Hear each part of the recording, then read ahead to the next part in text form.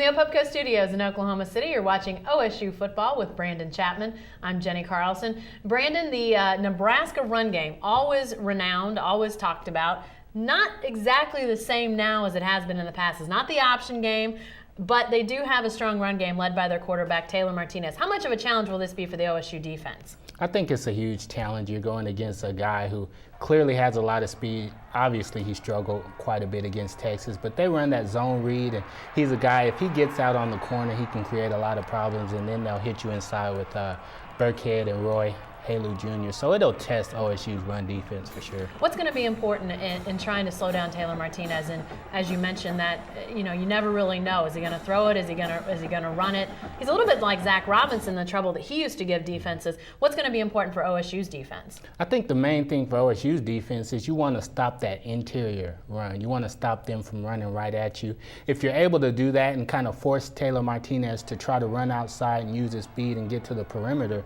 we all know OSU's speed on defense has gone up considerably since last year. So if you're able to force him to go sideline to sideline and set it towards the goal line, that's when your speed comes into play. That's when you have all 11 guys running to the football, and that's when you'll see some success for OSU. That puts the emphasis on the defensive tackles. Do you like their chances against this Nebraska offensive line to be able to contain Taylor Martinez and not let him get inside?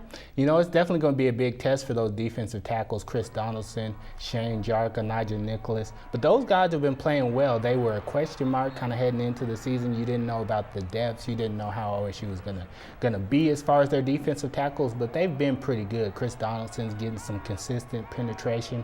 Jarka is as well, and then Nigel Nicholas is really coming along. So before the season, this was a game where you were like, maybe they'll go after OSU's defensive tackles and have a lot of success. But at this point, the way those guys are playing now, I'm not so sure they're going to have a lot of success. All right. Thanks, Brandon.